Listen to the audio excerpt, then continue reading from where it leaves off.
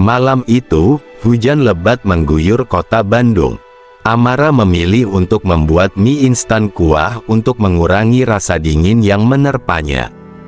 Namun saat hendak memasak di kamarnya, rupanya gas di kompor pribadinya sudah habis. Ia pun berjalan menuju dapur kos untuk membuat mie instan di sana. Setibanya di dapur, ia melihat Sonia sedang menunduk di meja makan. Bahkan Sonia nampaknya tidak menyadari kehadiran Amara di sana. Amara pun lebih memilih diam dan tak menyapanya, karena ia pikir Sonia mungkin sedang butuh waktu untuk sendirian. Amara melanjutkan niatnya, dia memasak mie instan hingga matang dan selesai disajikan, lalu ia pun duduk di samping Sonia.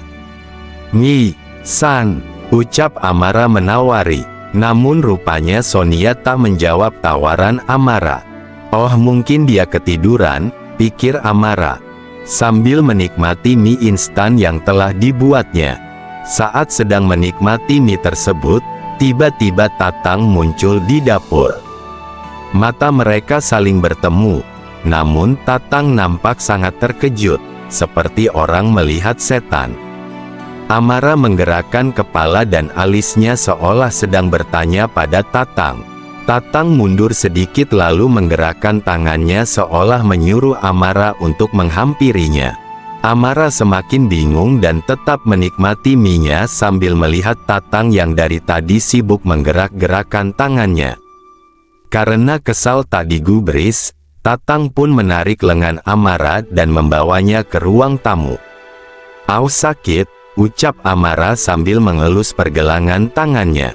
Tatang pun menempelkan telunjuknya ke bibirnya sendiri, menyuruh Amara untuk jangan berisik, karena malam itu hampir semua penghuni sudah tidur. "Ada apa sih?" tanya Amara. "Ibu gak tahu," tanya Tatang. "Tahu apa?" tanya Amara lagi, karena Tatang membuatnya bingung. "Yang tadi di dapur itu hantu," bisik Tatang. "Ah, kamu ngawur," ucap Amara tidak percaya. "Beneran Bu, kakinya aja gak napak," ucapnya dengan serius. "Masa sih? Kamu tahu dari mana?" tanya Amara penasaran. "Saya bisa lihat hantu," ucap Tatang. Amara langsung merinding. Terus gimana?" tanya Amara. "Ya gak gimana-gimana," ucap Tatang. Amara menggaruk dahinya sambil melirik Tatang. "Bu, saya pamit ke atas dulu ya," ucap Tatang hendak pamit tanpa rasa berdosa karena sudah membuat Amara takut. Amara pun lantas menarik baju Tatang. "Anterin saya sampai depan pintu kamar," ucap Amara kepada Tatang sambil menunjuk pintu kamarnya. "Kan deket Bu, ngapain diantar? Kan cuma 5 langkah doang," ucap Tatang.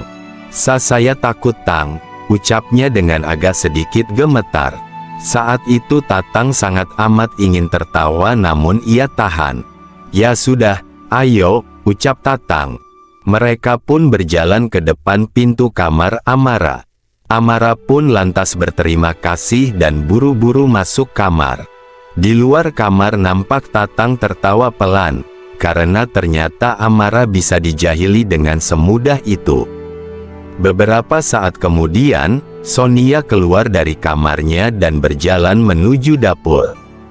Kini Tatang benar-benar terkejut, karena jika benar Sonia dari tadi berada di dapur, ia harusnya melewati Tatang terlebih dahulu saat memasuki kamarnya. Ini dari tadi tidak ada yang lewat, tapi Sonia tiba-tiba keluar dari kamar. Kini Tatang sangat merinding, ia pun bergegas menuju kamarnya. Nafasnya terengah-engah dan bulu kuduknya masih berdiri. "Hi, ternyata yang tadi emang beneran setan," gumamnya. Ia pun merebahkan dirinya ke kasur dan menutupi tubuhnya dengan bed cover sambil mencoba memejamkan matanya. Namun sialnya justru ia malah terus terbayang sosok yang duduk di dapur tadi. "Ark, sial," umpatnya kesal sambil menutupi kepalanya dengan bantal. Amara masih ketakutan, ia bersembunyi di balik selimutnya. Ia membayangkan betapa lamanya dirinya tadi diam bersama sosok yang ternyata adalah hantu. Belum lagi kamar yang ia tempati itu persis bersebelahan dengan dapur, membuat ia membayangkan bahwa hantu tadi hanya terhalang oleh tembok dan bahkan bisa saja menembus tembok itu lalu masuk ke dalam kamarnya. Padahal kalau saja Tatang tak bicara seperti tadi, mungkin saja Amara masih tenang sampai detik ini. Karena ia tadi menganggap sosok itu sebagai Sonia tanpa berpikiran buruk sama sekali. Ia jadi kesal kepada Tatang. Menurutnya ada baiknya Tatang jangan bicara apa-apa agar Amara tidak ketakutan. Namun nasi sudah menjadi bubur. Kini ia jadi membayangkan hal-hal gaib lainnya yang mungkin saja terjadi. "Pagi sayang," ucap Dani kepada Amara, yang pagi itu sedang duduk di ruang tamu, menonton film SpongeBob. "Pagi juga," ucap Amara sambil menguap. "Masih ngantuk tuh, tidur lagi gih," ucap Dani. "Enggak ah, nanti aja, kamu mau berangkat kerja?" tanya Amara. "Iya nih, hari ini harus lebih pagi, ada apel dulu soalnya," balas Dani. Amara pun menganggukkan kepalanya. "Hati-hati ya yang," ucap Amara. "Iya sayang, kamu juga di rumah hati-hati sama jangan lupa makan," ujar Dani sambil tersenyum. "Siap bos, dadah," ucap Amara sambil melambaikan tangan. Dani pun balas melambaikan tangan. Amara menyenderkan kepalanya pada pegangan sofa dan memposisikan tubuhnya dengan senyaman mungkin. Tak lama kemudian ia pun tertidur di sofa. Mang Sabri tersenyum melihatnya, lantas menyuruh Bi Asih mengambilkan selimut di kamar Amara. Bi Asih pun kembali ke ruang tamu sambil membawa selimut berwarna ungu milik Amara. Mang Sabri pun lantas menutupkan selimut itu ke tubuh Amara dengan sangat hati-hati karena takut Amara terbangun. Amara menguap, sembari menggosok matanya. Saat membuka mata ia terkejut karena nampak Sonia sedang duduk di sofa sebelah kanannya. Bu, udah bangun?" tanya Sonia. Udah San," jawab Amara ketakutan. "Kenapa Bu?" tanya Sonia kebingungan. "Enggak apa-apa kosan," ucapnya. Amara pun merapikan duduknya dan ikut menonton televisi bersama Sonia. Tak berapa lama nampak Tatang berjalan dari arah tangga. Saat menoleh ke arah ruang tamu, ia terperanjat saat melihat Sonia. "Kenapa Tang?" tanya Sonia. "Enggege, anu gak apa-apa kok. Itu tadi di tembok belakang ada cicak jadi saya kaget," ucap Tatang berbohong.